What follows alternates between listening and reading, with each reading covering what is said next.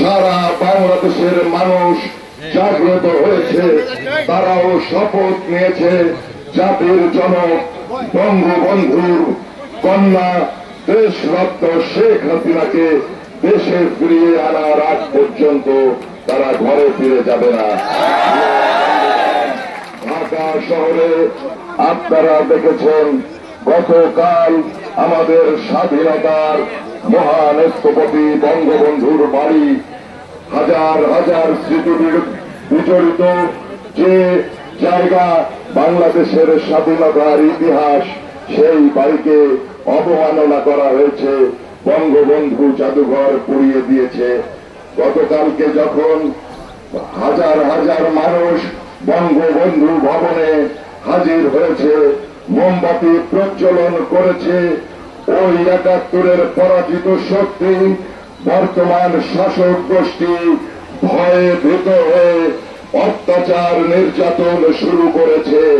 আজকে আমাদের গোপালগঞ্জের যারা ঢাকায় অবস্থানে ছিল, তারা যখন ওই ৩২ নম্বরের সামনে যাওয়ার চেষ্টা করেছে, তাদেরকে নির্মমভাবে সেনাবাহিনী এবং পুলিশের সহযোগিতায় নির্যাতন করছে।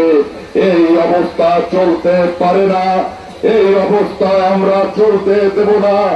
আজকের দিনে শপথ নেব, প্রয়োজনে আজকে এই মাজার থেকে, বঙ্গবন্ধুর মাজার থেকে ওই দেশে আন্দোলনের ডাক দিচ্ছি।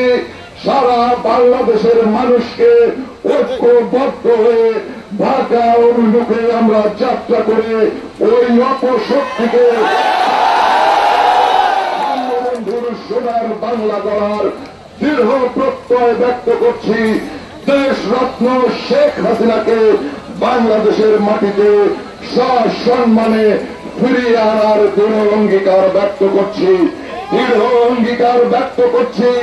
আমাদের যে সমস্ত বাড়ি জ্বালিয়ে দেওয়া হয়েছে, আমাদের যে সমস্ত ভাইদের হত্যা করা হয়েছে, তাদের প্রত্যেকটা হত্যার বদলা আমরা নেবই নেব।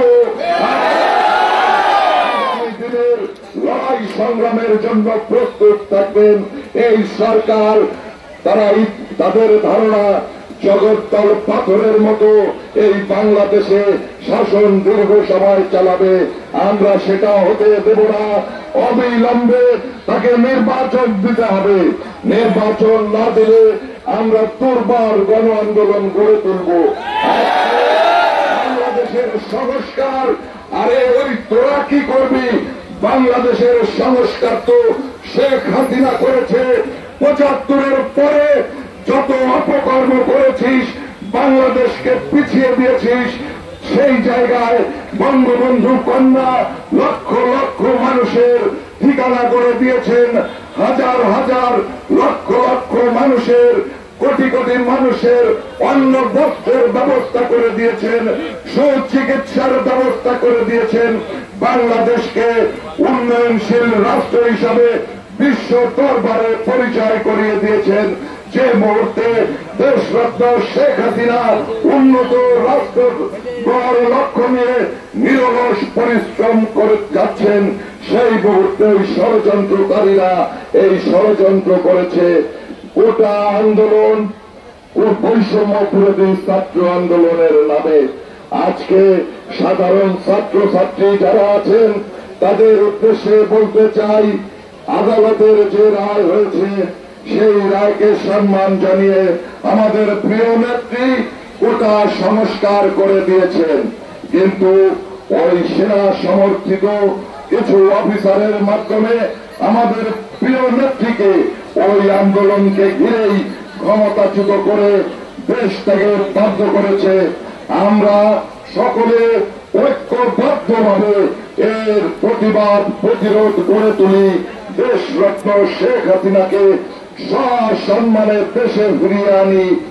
আর একটা ছোট্ট প্রশ্ন আপনাদের কাছে, যে ৫ তারিখ পর্যন্ত যারা আইন শৃঙ্খলা দেশের আন্তর্জাতিকভাবে বাংলাদেশকে পরিচয় করিয়ে দেওয়ার জন্য যে স্থাপনাগুলো দেশরত্ন শেখ হাসিনা করেছেন, সেই সমস্ত স্থাপনা জ্বালিয়ে দেওয়া এবং বাংলাদেশকে পিছনের দিকে নিয়ে যাওয়ার অপচেষ্টার সময় যারা পুলিশের গুলিতে নিহত হয়েছেন তারা তো দায়িত্ব পালন করেছে। বাংলাদেশের স্থাপনা রক্ষার দায়িত্ব সাংবিধানিক দায়িত্ব। আর আপনারা যে ওই রাইফেল দিয়ে আমরা বিভিন্ন মিডিয়াতে দেখেছি সেনাবাহিনী অস্ত্র দিয়ে নিরপরাধ শিশুদের হত্যা করা হয়েছে। আমাদের আওয়ামী লীগ, যুবলীগ, ছাত্রলীগের নেতৃবৃন্দকে ওই হত্যার বিচার আমরা করব। আর যারা ডাকাতি করেছে, অগ্নিসংযোগ করেছে, তাদের বিরুদ্ধে আমরা রুখে দাঁড়াবো এবং এই অপশক্তি যারা জগদ্দল পাথরের মতো আমাদের দেশের ক্ষমতা দখল করেছে তাদেরকে আমরা ক্ষমতা থেকে টেনে হিসেবে নামাবই। এই হোক আমাদের শপথ। জয় বাংলা, জয় বঙ্গবন্ধু, বিপ্লব দীর্ঘজীবী হোক।